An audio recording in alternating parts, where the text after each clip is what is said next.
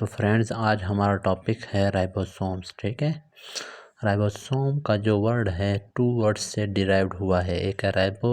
Ribo क्यों इसको कह रहे हैं? क्योंकि इसके अंदर आरएनए मौजूद होता है, राइबो न्यूक्लिक एसिड होता है। राइबो की वजह से राइबो, ठीक है, आरएनए की वजह से राइबो इसको कहते हैं। सोम का जो वर्ड है सोमा से निकला हुआ है, जिसका मतलब है बॉडी, मतलब वो बॉडी जिसमें आरएनए मौजूद हों। तो राइबोसोम खुद बनना ही राइबोसोमल आरएनए और राइबोसोमल प्रोटीन से हुआ है, इस वजह से इसको राइबोसोम्स कहते हैं। ठीक है, ये smallest organelle of the cell होता है। ठीक है, और ये मेम्ब्रेन लेस ऑर्गेनेली होता है। ठीक है, इसकी कोई मेम्ब्रेन नहीं होती। जैसे हमने पढ़ा था कुछ डबल मेम्ब्रेन बॉन्डेड ऑर्गेनेलीज होते हैं, जैसे न्यूक्लियस है, माइटोकॉन्ड्रिया है, गोल्जी अपरेटस है, एंडोप्लाज्मिक रेटिकुलम है, और कुछ सिंगल मेम्ब्रेन बॉन्डेड जैसे कि लाइसोसोम हैं, वैक्यूल्स हैं, लेकिन कुछ मेम्ब्रेन लेस भी होते हैं जैसे कि राइबोसोम्स हैं। ठीक है, और ये स्मॉलेस्ट ऑर्गेनेली है सेल का। It is made up of, ये बना होता है राइबोसोमल आरएनए से, क्योंकि आरएनए की भी फिर 3 टाइप्स थे ना, एक राइबोसोमल आरएनए है, एक मैसेंजर है, एक ट्रांसफ़र है।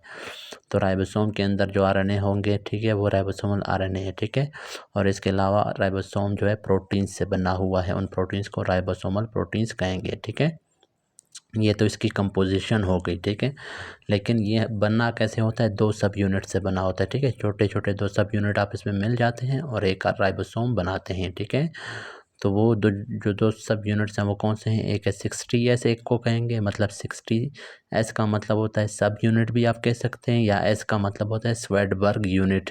ये साइंटिस्ट का नाम था जिसने हमारे पास क्या है इसकी ये सब यूनिट्स डिस्कवर किए थे। ठीक है, तो 60S और दूसरा है 40S। तो ये 2 सब यूनिट्स जब आपस में मिल जाते हैं तो क्या बन जाता है? 80S। वो जो वैसे तो ये 100 बनता है, तो वो 20S क्या है? वो कंडेंसेशन के दौरान रिलीज़ हो जाते हैं, वेस्ट हो जाते हैं। ठीक है, हमने पढ़ा था जब 2 मॉलिक्यूल्स आपस में मिल के कोई बड़ा मॉलिक्यूल्स बनाते हैं तो उस दौरान वाटर रिमूव होता है या कोई और मॉलिक्यूल रिमूव होता है। ठीक है, और इस प्रोसेस को हम कंडेंसेशन कह रहे थे। तो ये भी इसी तरह से हमारे पास जब ये दोनों आपस में मिल जाते हैं तो 20 जो है वो वेस्ट हो जाता है और 80S बन जाता है। तो यूकैरियोटिक सेल्स में 80S राइबोसोम होते हैं। सिवाय किसके?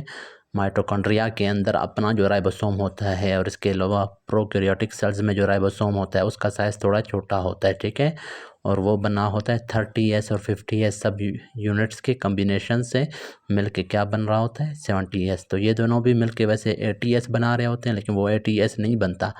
जब मिलते हैं तो वो 10 सब यूनिट क्या है, वो जो 10S है वो वेस्ट हो जाता है कंडेंसेशन के प्रोसेस के दौरान। ठीक है, तो राइबोसोम्स आर सिंथेसाइज, राइबोसोम खुद बनते कहाँ पे? न्यूक्लियोलस में, जो कि हमारे पास कहाँ पे मौजूद था? हमने पढ़ा था न्यूक्लियस के अंदर ग्रैन्युलर स्ट्रक्चर थे न्यूक्लियोलस, उसके अंदर राइबोसोम बनते हैं। और राइबोसोम्स 2 स्टेट्स में मौजूद होते हैं सेल के अंदर, एक साइटोप्लाज्म में फ्री स्टेट में पड़े होते हैं और दूसरा हमारे पास अटैच्ड होते हैं एंडोप्लाज्मिक रेटिकुलम के साथ, और उसके साथ अटैच होकर क्या बनाते हैं? रफ एंडोप्लाज्मिक रेटिकुलम बना देते हैं। ठीक है, फंक्शन क्या है राइबोसोम का? प्रोटीन सिंथेसिस है। इसी वजह से जिन सेल्स में प्रोटीन सिंथेसिस की ज़्यादा रिक्वायरमेंट होगी उन सेल्स में ये सबसे ज़्यादा होगा। ठीक है।